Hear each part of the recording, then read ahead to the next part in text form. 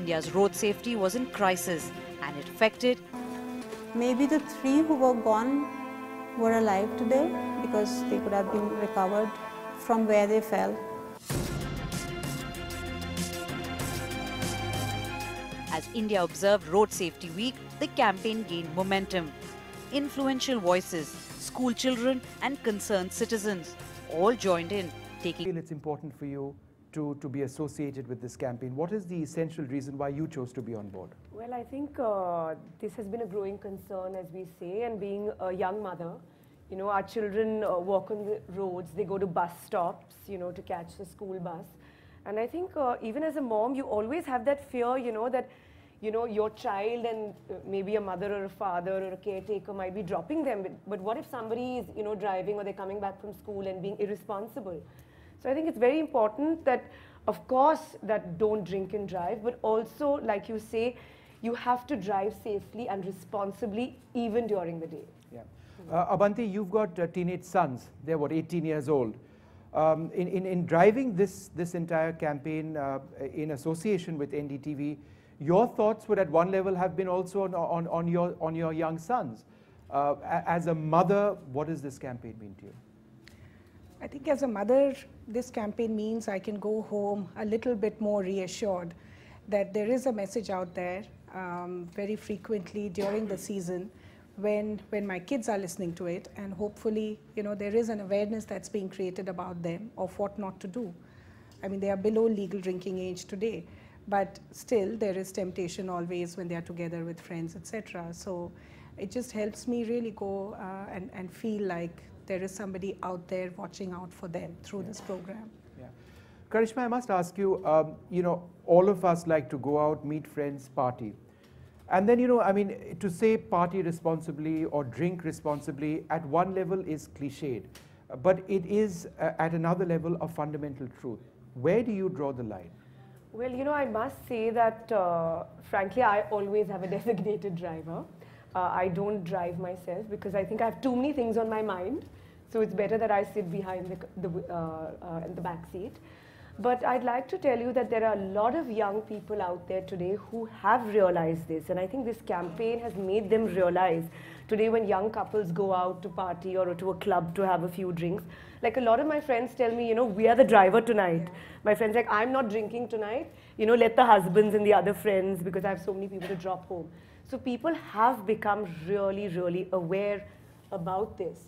And also I'd like to really say that especially in Mumbai, I think the traffic police is doing a great job because over the weekends, a lot of people are genuinely aware and a bit scared that, you know, they cannot afford to drink and drive because they are going to be pulled up. And there are a lot of check nakas nowadays. And I think people, the growing concern is out there and people have become really aware. Dr. Vish, a lot of apps now like Party Smart and things like that, which a lot of young couples and young people do use. So I think it is available now and I'm sure it will even grow further. So people should be aware that it is available. So it shouldn't be an excuse that, "Arey, mera driver nahi tha, koi tha nahi to." And I think a lot of young people feel, I'll just have a drink or two and I can handle it. Well, that is not the case. If you are even having one drink, you cannot drive a vehicle, period. What about, but again, what about the moderate consumption of alcohol? I mean, for those who drink, it's obviously a very personal choice. But then how do you assume that you can drink responsibly? No, that's and assuming, of course, that you're not driving, so that's out of the question. But then just being responsible as a drinker, I mean, how do you actually figure out where to stop? Well, I think it's from person to person. Like basically, I mean, I don't like alcohol, but there are some people who enjoy a drink like every night. So I think for health reasons also nowadays you hear, you know, people will say, you know, I've had one drink or two drinks. But then there are people who think, you know, they can have 10 drinks and be totally fine, which is unrealistic. See, so there is no really a demarcation. See, the stigmatization should not be of alcohol. It should be of irresponsible behavior. It's the responsibility. I think the responsibility quotient in public at large. Are we responsible? Are we going to take onus? If you go out and drink, are you going to take care of yourselves? And another good thing is, gone are the days when you think you can just bribe the cop. Because now, It's impossible for you to be even doing that. And you would The have kind of changed. I was waiting for that. I was waiting for that comment, Sohail. But I think more importantly, the fines have been raised, I mean, almost tenfold. Yeah. So somebody who's going to be irresponsible also realizes that there's a huge price to pay.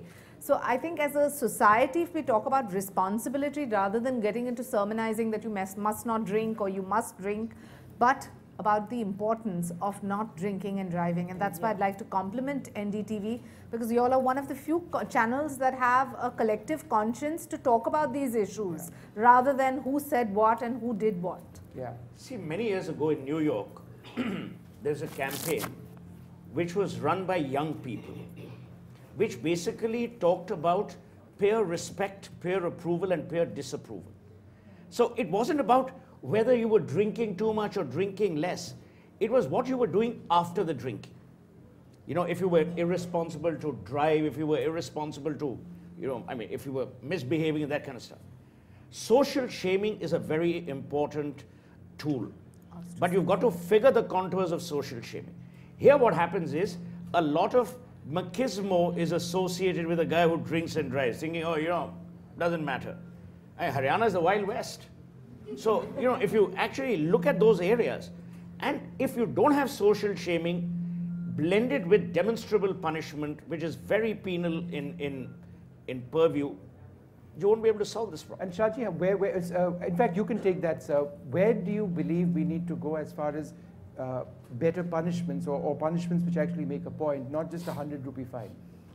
So, just like Mr. Seth said, just few days ago, our own electrician who was driving a scooter was caught by a police constable.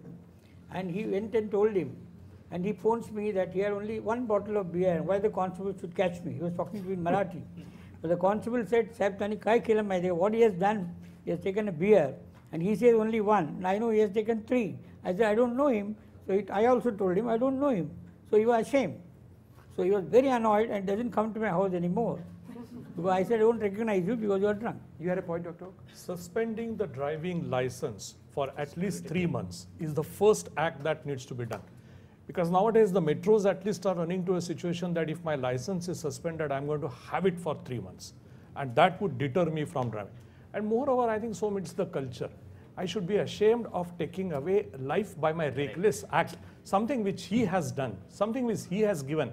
I have no moral authority, any authority to take the life away by doing an accident. Okay, well, we are almost completely out of time, but Abanti, one in shaping public opinion, in going on the right road, as it were.